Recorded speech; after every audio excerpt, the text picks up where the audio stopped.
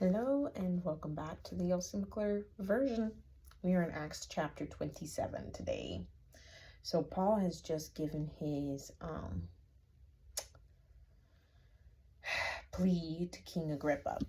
And King Agrippa is going to be the one who basically says that he could have been freed if he had not appealed to Caesar. But he did appeal to Caesar, so to Caesar he gets to go. Verse 1. And when it was decided that we should sail for Italy, they delivered Paul and some other prisoners to a centurion of the Augustan cohort named Julius. And embarking in a ship of Adramyttium, which was about to sail to the ports along the coast of Asia, we put to sea, accompanied by Aristarchus, a Macedonian from Thessalonica. All right, this isn't the first time Aristarchus has been mentioned. I don't remember the other time he was, but he's been in the story, okay? Also, for some reason, they tell us what type of ship it is and the different things. I don't have the context from that. I haven't studied that, but I'm sure it's in there for a reason. Verse 3.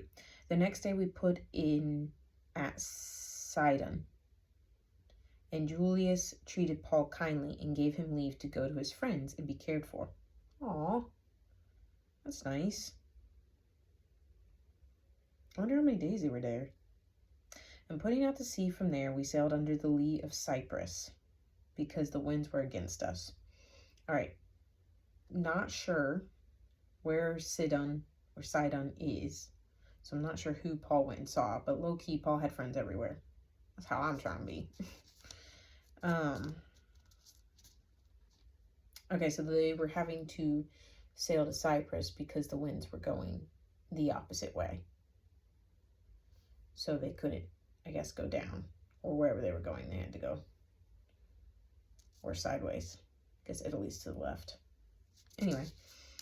Verse 5. And when we had sailed across the open sea along the coast of Sicilia and Pamphylia, which we've seen those, we came to Myra in Lycia. All of that is mentioned throughout Acts. Verse 6. There the centurion found a ship of Alexandria, sailing for Italy, and put us on board.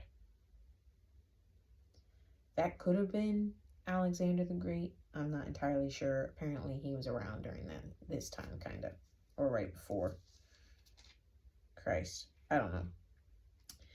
Verse 7, we sailed slowly for a number of days and arrived with difficulty off Cnidus. And as the wind did not allow us to go further, we sailed under the lee of Crete off Salmon. Coasting along it with difficulty, we came to a place called Fair Havens, near which was the city of Lycia. Okay, so what we can gather from this is literally the entire time, nature was not helping them. The winds were against them, and then they had great difficulty twice. Almost like you have an apostle in your custody. Verse 8, coasting along it, no, we just did that. Verse 9, since much time had passed and the voyage was now dangerous because even the fast was already over, Paul advised them, saying, Sirs, I perceive that the voyage will be with injury and much loss, not only of the cargo in the ship, but also of our lives. So Paul had basically knew what was going to happen. But the centurion paid more attention to the pilot and to the owner of the ship than to what Paul said. And because the harbor was not suitable to spend the winter in, the majority decided to put out to sea from there on the chance that somehow they could reach Phoenix, a harbor of Crete, facing both southwest and northwest, and spend the winter there. So Paul's like, yo, homie, we should not do this anymore. And they were like, nah, fam, we want to do what we want to do. Let's see how that turns out. Verse 13. Now when the south wind blew gently, supposing that they had obtained their purpose. So they think it's for them now. They weighed anchor and sailed along Crete, close to the shore. But soon a tempestuous wind, called the northeaster, so probably kind of like a hurricane, struck down from the land. And when the ship was caught and could not face the wind, we gave way to it and were driven along, running under the lee of a small island called Cauda. We managed with difficulty to secure the ship's boat. After hoisting it up, they used supports to undergird the ship. Then, fearing that they would run under on the Syrtis, they lowered the gear, and thus they were driven along. This is all very techy for old boats, so forgive me. I do not really know, but I'm sure if I was a mechanic in that day, I'd be like, well, that was their first problem. But I'm not, so I don't actually know. Verse 18, since we were violently storm-tossed, they began the next day to jettison the cargo. So I'm assuming they began to throw off the cargo. And on the third day, they threw the ship's tackle overboard with their own hands, when neither sun nor stars appeared for many days, and no small tempest lay on us. All hope of our being saved was at last abandoned. So this is when Paul says, I told you so. Wait. Verse 21. Since they had been without food for a long time, Paul stood up among them and said, men, you should have listened to me. He really did say, I told you so. Okay, so they've lost their food. And they've thrown their cargo overboard. They are still in the middle of a gnarly hurricane or windstorm, rain for 3 days straight. And Paul's like, now's a good time for me to freaking tell you, you should listen to me. Men, you should have listened to me and not have set sail from Crete and incurred this injury and loss. Yet now I urge you to take heart, for there will be no loss of life among you, but only of the ship. Amen.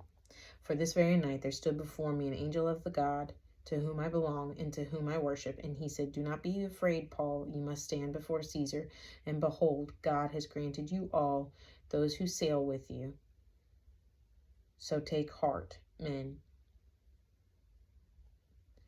And behold, God has granted you all those who sail with you. So the angel says that to Paul. So take heart, men, for I have faith in God that it will be exactly as I have been told. But we must run aground on some island. When the 14th, 2 weeks. 2 weeks. When the 14th night had come, as we were being driven across the Adriatic Sea. So they're being pushed across the sea for 14 days with no food or what, maybe water. I don't know. And this is what Paul meant when he said, I know what it is to be in need and what it is to be in plenty.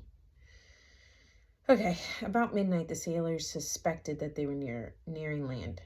So they took a sound and found 20 fathoms. A little farther on, they took a sounding again and found 15 fathoms. I don't know.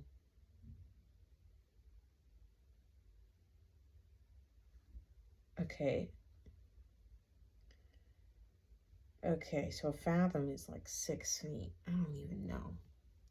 Okay, 29. And fearing that they might run on the rocks, they let down 4 anchors from the stern and prayed for day to come.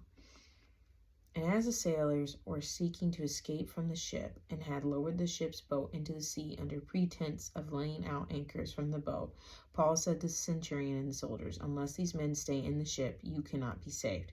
Then the soldiers cut away the ropes of the ship's boat and let it go.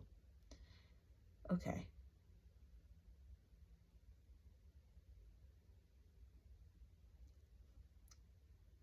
Then the soldiers cut away the rope. Okay, 33.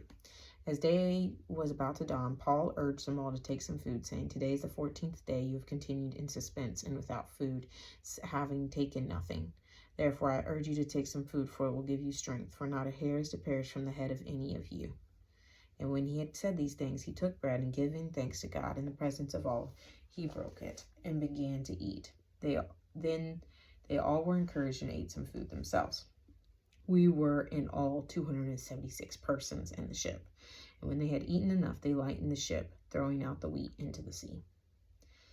Now when it was day, they did not recognize the land, but they noticed a bay with a beach, on which they planned, if possible, to run the ship ashore. So they cast off the anchors and left them in the sea, at the same time loosening the ropes that tied the rudders. Then, hoisting the foresail to the wind, they made for the beach, but striking a reef, they ran the vessel aground. The bow struck and remained immovable, and the stern was being broken up by the surf. The soldiers' plan was to kill the prisoners, lest any should swim away and escape. But the centurion, wishing to save Paul, kept them from carrying out their plan. He ordered those who could swim to jump overboard first and make for land, and the rest on planks or on pieces of the ship. And so it was that all were brought safely to land. Wow. So part of the thing with prisoners is it's kind of like a dead or alive sort of situation. So if they had not brought them back, they would have had their own heads. So problematic. I do love that the centurion wished to save Paul. That just speaks volumes. I mean, overall, it speaks, the whole story. They didn't listen to Paul, but then they did. And then they saw how it all worked out.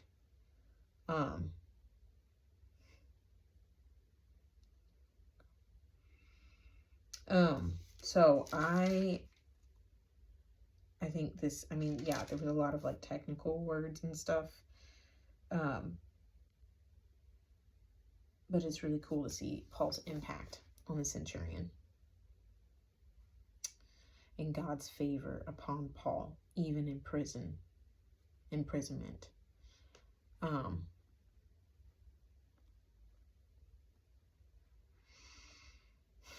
wonder if Paul was stressed. He said the 14th day, the angel came to him.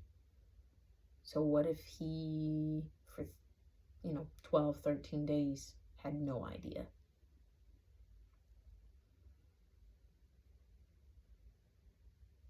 Praying probably endlessly. What do you do? What do you do when you're in strife or trial? How do you respond? That's your question for today. How do you respond to trials and tribulations? Anyway, I'll see you guys tomorrow.